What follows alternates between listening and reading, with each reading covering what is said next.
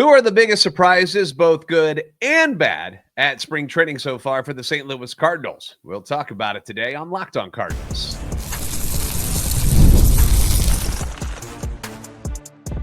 You are Locked On Cardinals, your daily St. Louis Cardinals podcast. Part of the Locked On Podcast Network, your team every day. Hey there, Cardinals fans. I'm JD Hafford, and I'm your host for Locked On Cardinals, part of the Locked On Podcast Network, covering your team every day. Give me a follow on X at JD Sports Radio and the podcast at LO_Cardinals. We're also on YouTube. Make sure you hit that like button, subscribe, comment, notification button. There's so many buttons on YouTube that you can hit to make things go much smoother for everybody involved. Don't miss out on the new episodes, the shorts that we drop each and every day. Also now available on TikTok and Instagram at Locked On Cardinals. This is a show serving Cardinal Nation and giving the best fans in baseball all of the info about the birds on the bat. Today's episode is brought to you by FanDuel. Right now, new FanDuel customers can get $150 in bonus bets if your first $5 bet wins. Download the app or head to FanDuel.com to get started. Our partner in crime, Thomas Govain from RedbirdRants.com, joining us here today to discuss some Cardinal baseball. Before we get into it, lately I've been eating a lot of ballpark food while I've been watching the spring training games when they are on. Thomas, what is your favorite ballpark food other than a hot dog? Because everybody goes hot dog. What's like your backup? Sure. In Kansas City, that's where I live. They've got the Royals, obviously, and so they have barbecue everywhere. There's a Pistachios with barbecue pulled pork that is absolutely delicious. Ooh, very nice. Yeah, I'm a guy. I'm a pizza guy. Like in my heart, I'm a pizza guy first, everything. But I go pretzel is another one. But have you ever been to the Redbird Club at Busch Stadium? I have. Okay, so they got, there's tons of options that are up there, but they do the Asian stir fry, which I never thought I'd be a fan of while watching baseball, but it's just right there in the little container, and you just kind of woof it down. So that was pretty good. But beer, hot dog, beer, pizza, beer, pretzel, not beer with the Asian stir fry, to be honest with you. That's risky.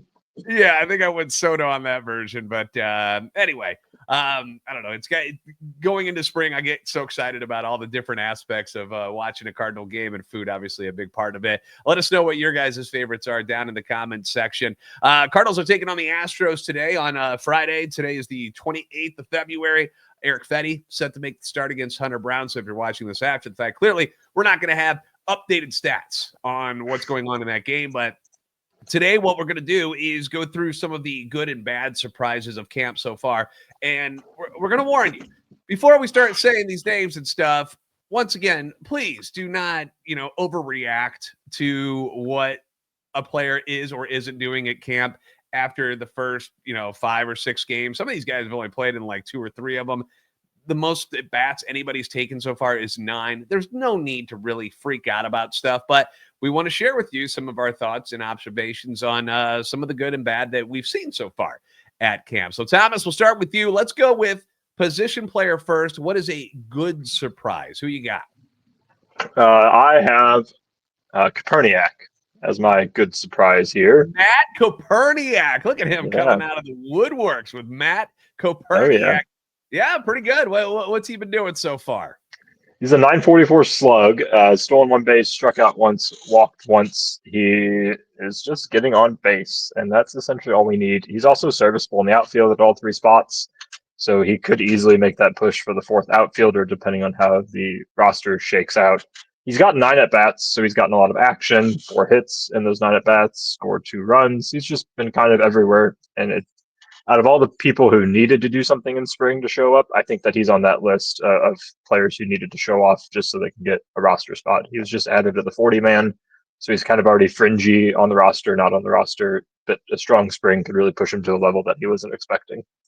Yeah, and Koperniak, for those who aren't familiar, he's an older guy. I mean, not an old man by any means, but he's 27 already. Mm-hmm. But all he's done is hit. Like in his minor league career, like last year, he had really good numbers at Memphis, hit .309 with 20 home runs and 73 RBIs. The previous year before that, in 2023, at a couple levels, 287, 18 home runs, 85 RBIs. I mean, he's pretty darn consistent. And I feel like the only thing that if he wasn't a left-handed hitter. If he was a right-handed hitter, yeah. like how huge would he be right now? Oh yeah, it'd be crazy. Like it would make so much sense for him to be on this roster, but unfortunately, he's another left-handed bat, which is something the Cardinals have a pretty large supply of, including the guy I'm going to bring up next, the guy that has been a really good surprise for me, and a lot of people are excited for him again this year. Victor Scott II hit 571. He's got the OBP of 667. Got a couple of stolen bases, and we know how like the Cardinals are a massive running team just because they don't have the horses who do a whole lot of running. They got some guys that got good speed. Michael Ciani's got very good speed, but has to get on base.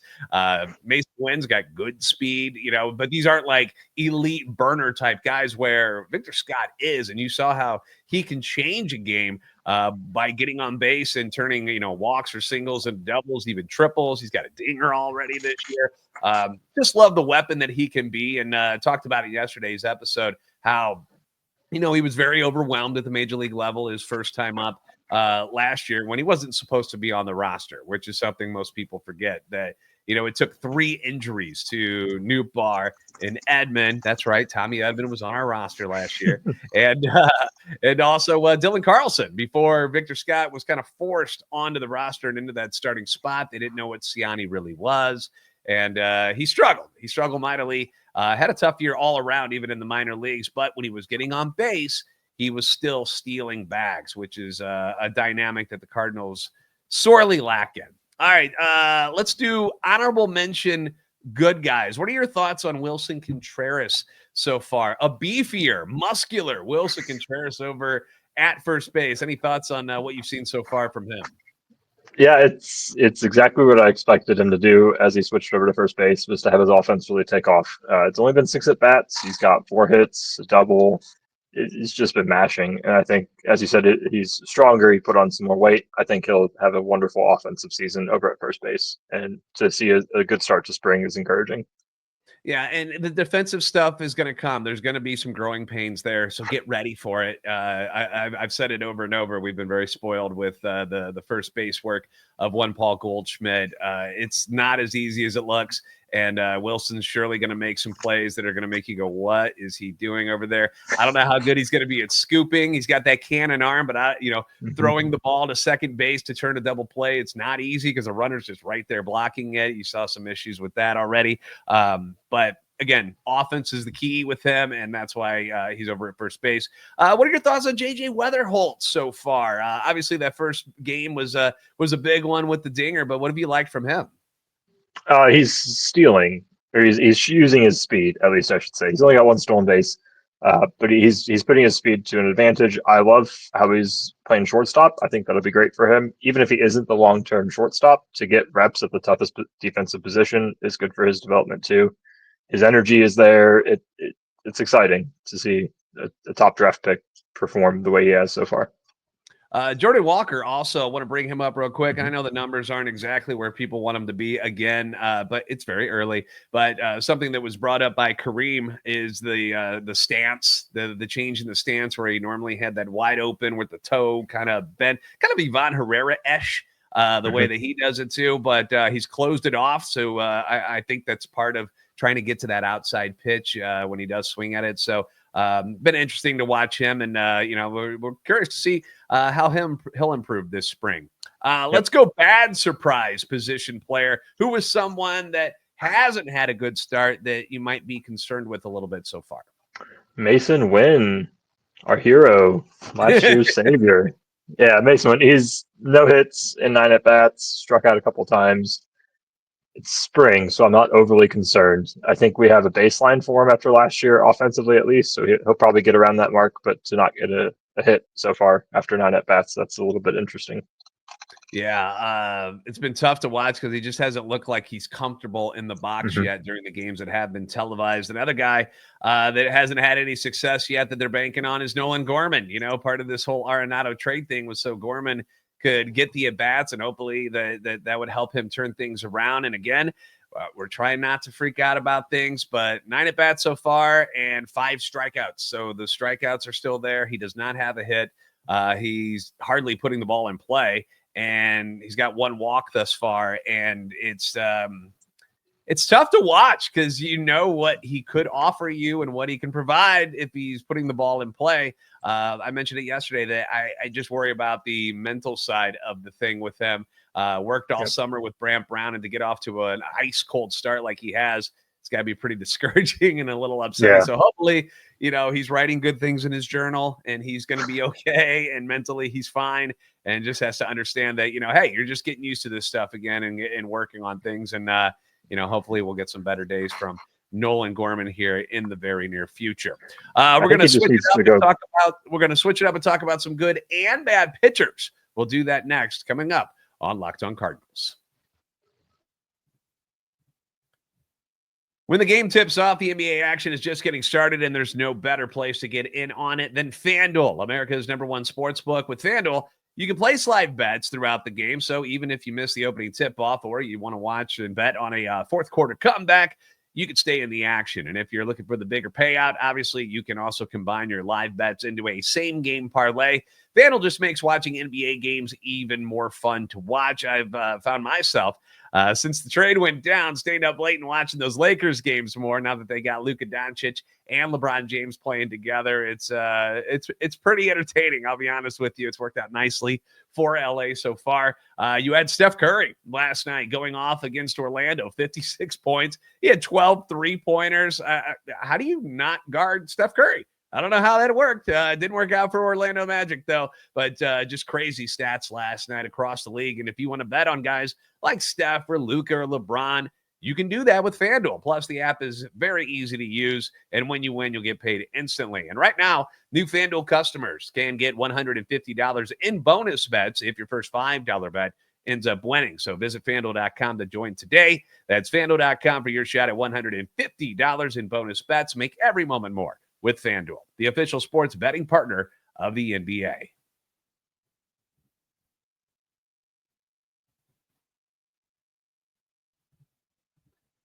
Thank you again for making Locked On Cardinals your first listen every day. Leave your comments on YouTube as well as on Twitter X anytime you want.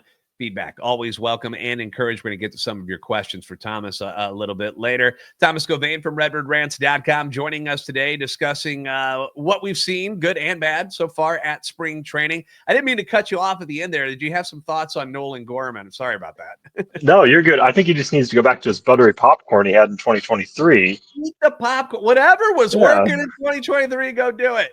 You're not fast anyway. I just put on some weight. It's okay. It's okay. Butter up that stuff. Yeah. Because things are bad. And I was looking at his spring training stats too in 2023. I was like, wow. Ended up with like 4 dingers and 12 ribs. That's the guy we need. Hopefully he makes an appearance here soon. Anyway, let's go to the pitching side of things, Thomas. Who is your first good surprise on the pitching side for the Cardinals in this spring so far? I loved what Tekoa Roby showed in his outing a couple days ago. Yeah, 2 innings pitched, 3 strikeouts, but his stuff had ridiculous movement on it. Kareem Hack had some stuff about it, and then there's another guy out there. I'm going to butcher his last name, but it's Thomas Nistico. He had some stats about it as well. The movement on his pitches was good. He had strong velocity on them. His key is health. I mean, I think he could be a really legitimate mid-rotation starter right there with Quinn Matthews, Cooper Jerpy, Tank Hen. Like those 4 guys alone will probably lead our staff in a couple of years. And so to see him get off to a good start coming off of an injury season, it's encouraging.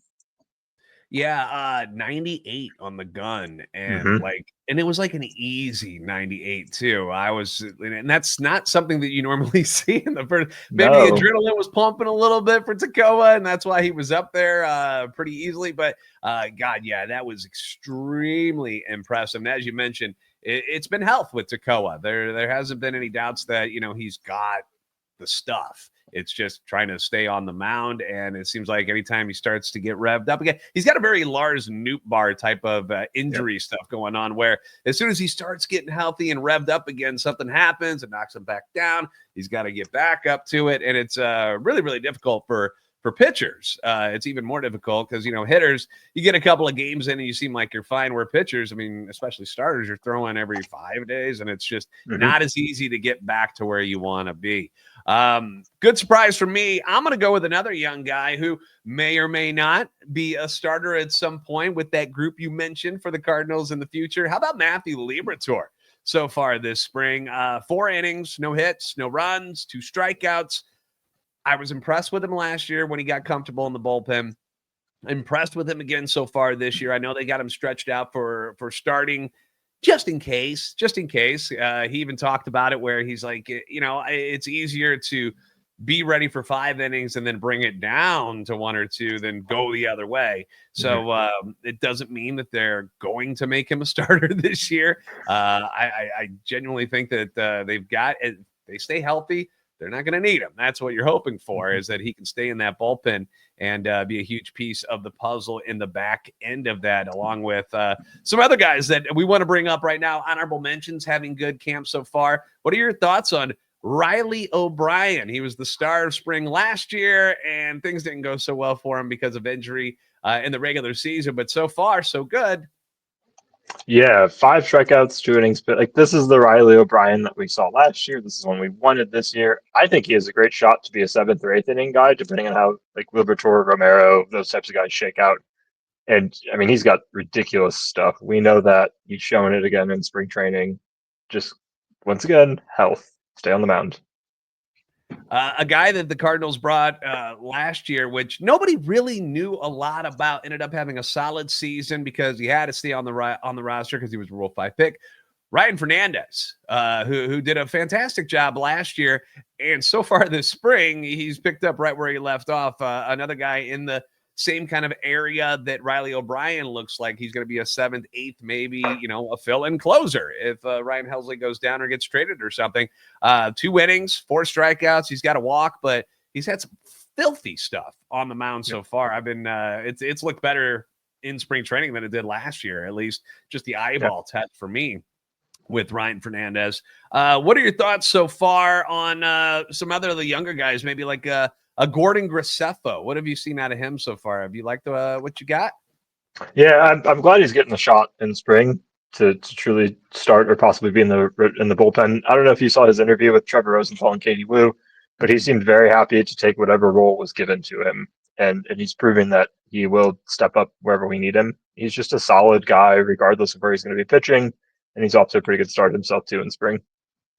Yeah, another guy that I've liked what I've seen so far.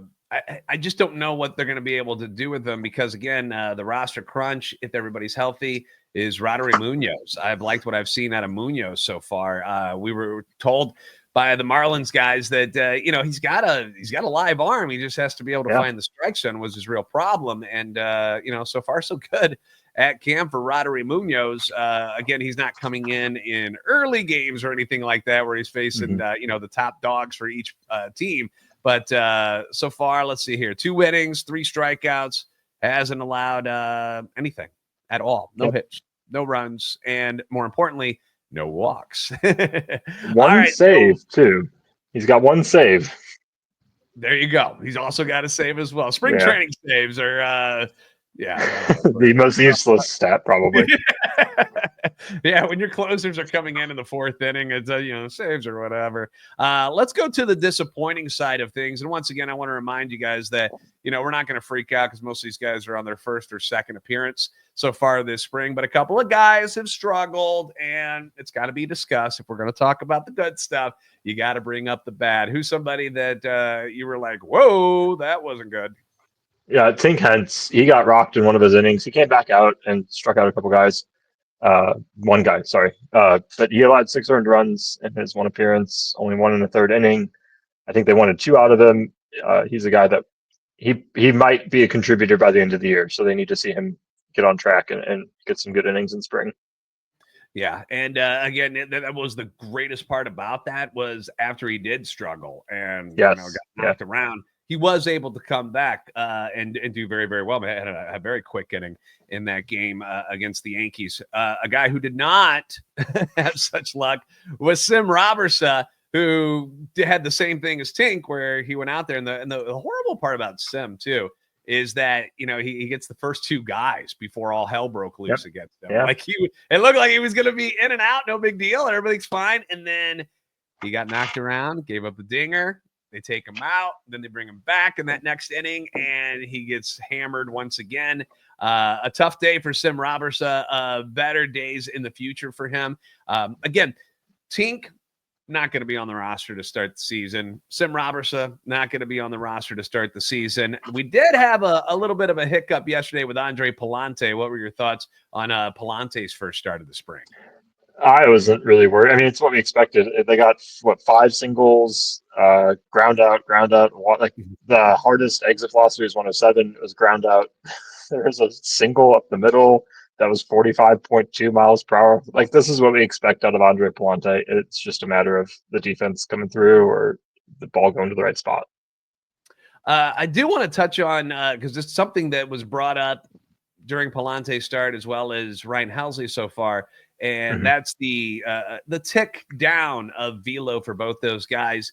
I like how we said earlier with Tekoa Roby, most people don't come out hammering 98. That's not normally how it is, especially the veteran guys, and I don't want to say like veteran, like these guys are old dudes, but guys who, they have a pattern. They start the season, they start the spring where they're just slowly but surely revving up. So maybe Helsley is only going 80, 85%, maybe, Palante was, working on a couple of things and wasn't trying to throw it past people where he's normally at 95 and was down around 91, 92 yesterday. So do you have any concerns with the velo, or is the excuse I'm making good enough for you? Yeah, it's good enough. We did the same song and dance with Helsley last year after 10 games. Like, his velo was down. Everybody's freaking out. They could be working on stuff. Injuries are always a concern for these guys. They're both veterans of the game. Like, they know what their body needs at this point. So they could just be working their way up slowly and getting some reps in before they really rev it up. All right. We're going to move on and do some questions for Thomas from our fans. We call it the fan feedback segment. We'll have that coming up for you next on Locked On Cardinals.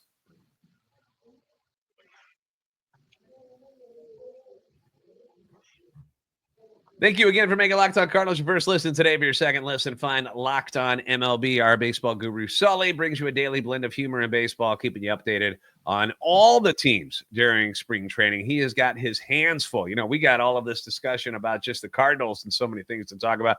He's got all the teams. So if you want to hear about things going on with some of the other teams, make sure you find Locked On MLB on YouTube or wherever you listen to your podcasts. All right, so we got a couple of questions here for you, Thomas.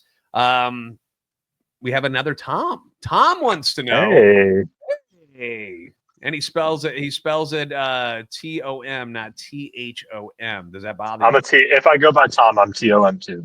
Okay. All right. So TOM wants to know the rumors about the Cardinals trading Arenado or Fetty this spring. How strong do you feel about them? Do you really think it's something they might do? I think Fetty is a higher chance of being traded at this point, especially once more pitchers start going down. I mean, you look at the Mets; they're already down 2 starting pitchers. They could use some help. I would be surprised if Arenado's traded in the spring. It's just such a complex deal between his no trade clause and his contract and the return the Cardinals want. Fetty's an easier swap. You give $7 million and Fetty goes with his contract, and we get a prospect. Like, that's a pretty straightforward exchange. Is that something you'd want to do though? Like, let's say the feedback, like the return is, an okay prospect, nothing top of the line by any means, but are you okay with trading Fetty at this point, or would you rather see him stick around and be more of a trade deadline type of thing? Would you take the risk that he'll be as good as he was last year? Yeah, I think I would, and see what we can get. If we're competing, we keep him as our number 2 starter at the deadline. We make some additions on the edges where we can without giving up prospects. If we're not competing, the return will be lighter at the deadline, but you'll still get something back, probably an organization's 10 through 15 prospect, depending on how good their pipeline is. Yeah, I feel like this point, and I think it's more just a personal thing for me where, like, I just want to keep the guys I got right now. Like, I don't want to do this all spring where we're like keep coming up with, like, that's just me though. Like, it doesn't mean it's going to happen. I agree. That way, but I'm like, I want my group of guys, I want them all meshing together and building their clubhouse and ready to go during the season. And we'll see where the chips fall. If the Cardinals are in contention, will they even go out to make some kind of blockbuster move? Probably not anyway. So, these are kind of your guys. And if they're going to be any good, it's going to take the young guys becoming better players to push them to that level. And if they're out of it and you've got some of these expiring contracts, and people get desperate at the trade deadline. I don't know how desperate people are at the beginning of spring training. Like you mentioned, the Mets have lost a couple guys, but how desperate are they? Can they take, or do they think they'll, we'll get by? Where trade deadline, everybody's like, dude, we got to match whatever this guy is doing and stuff. And they start coming up with outrageous trade ideas. And that's when you can take advantage of desperate general managers. So, but again, the risk is your guys have to be good. They have to stay healthy. And if something happens to them, you're screwed. So it's just kind of the gamble you take. Glad you mentioned talking about how good they might be. We have multiple people who want to know what's your over-under on wins this year for the Cardinals, Thomas. And a lot of people, I think we've seen like 77 has been a good number to look at. Where do you think they'll fall? Yeah, so for over-unders, you have to have the half in there, right? That's the idea. So okay, perfect. Probably 79 and a half. I don't know. That feels right. I could easily see them being an 83 win team. I could also see like a 76 win team. So I'll put it right at 79 and a half there. Yeah, like it really depends on health. Like, losing Contreras last year was such a big piece that went away for half the season, and your offense took a big hit. And then, of course, with Nato and Goldie having down years, that's your 3, 4, 5 guys just being not there, really. So, and they still won 83 games, which kind of tells you there's still some talent over here. And if any of these guys make any sort of jump, I feel like they're very capable of winning 83 to 85 games again this year. So would you bet the over on 79 and a half then? I keep telling people I'm the optimistic guy. So if you like my sunshines and lollipops look on things, then you should bet with me and go over. I think they're going to I would do over too, I think. Yeah, I think they're going to be better than people think. But again, I'm blinded by these red color lenses that I wear most of the time during the show. So I always see the better side of things as opposed to the negative, to my own detriment sometimes. Yep. Outfielders. Question here. If they keep 5, who are the 5 you're hanging on to? Ooh. And I guess are you counting Brennan? I guess you got to count Brendan Donovan as one of the outfielders. Yeah, I think so. Mosaic even just mentioned somewhere, Ken Rosenthal has an article, and Mosaic said something about Donovan being an outfielder. So the 5 would probably be Donnie, Newt, Ciani, Jordan Walker. Is Alec Burleson an outfield? Like, I don't know, because there's so many people who can shift around. Yeah, like those would be my 5 probably. I think Victor Scott's having a ridiculous spring. We did this last year too, where we moved him. He wasn't like, let him get 20, 30 games in AAA, show this is real, and then bring him on up. So I'd say Ciani, Nootbaar, Walker, Burley, and Donnie. Okay, I agree with it. Again, I don't know why this is every year. There's this numbers crunch in the outfield. It doesn't matter what we do. We trade them away, we cut people, and there's still like 9 outfielders who could be playing each and every day, which I guess is a good problem. But it always seems like we pick the wrong person to keep around when it's time. I didn't look at that. Is Burleson in the lineup today? I just had it up. I don't know. I don't know. I posted it because to me, it's kind of been a little odd that he's only got 4 at bats so far. Yeah. This spring. And I'm like, oh gosh.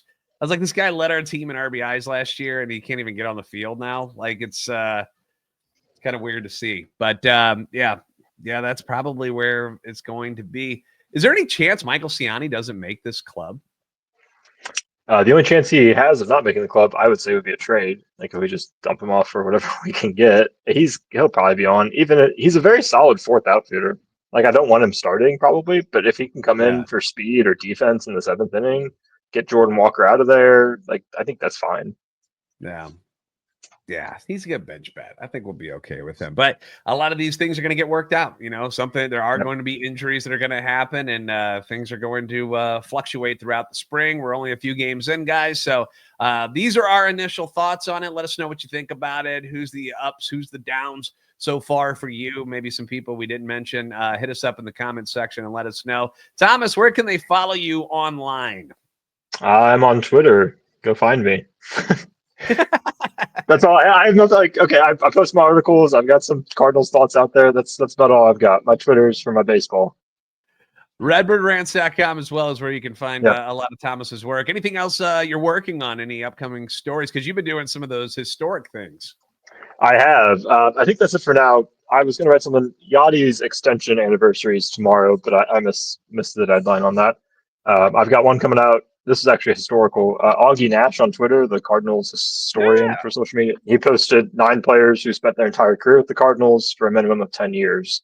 So I've got to write up on that. And then I've got one about which players are going to benefit the most from ABS down the road. Yes. Which have you been a fan of that so far? I love it. Yeah, I went to a AAA game last year, and it was cool to see in person. It's a 10-second review. It's kind of exciting in the stadium too. It's like you get to watch it on the big screen. Everybody gets to react at the same time. Yeah. I think it's fun. And you're like, ooh, look how close it was. Yeah. Ump was right. Good for you. Just how we always give crap to the umps. I feel like they should take a bow when they get it right. Like, thank you. Thank you. Yep. More booing back here. You guys behind home plate, shut up. I'm good. All right. Well, thank you again for joining us here on Locked On Cardinals. And thank you for making Locked On Cardinals your first listen every day if you haven't already. Give Thomas a follow, obviously, at Thomas Govain on X. You can also follow us at @LO_Cardinals and at JD Sports Radio. We're also on TikTok now at Locked On Cardinals and on Instagram. Like, subscribe on YouTube, help our channel and our love for the Cardinals grow. You guys are the best fans of baseball for a reason, and we'll see you next time on Locked On Cardinals. Thank you so much, Thomas. Absolutely. Thank you.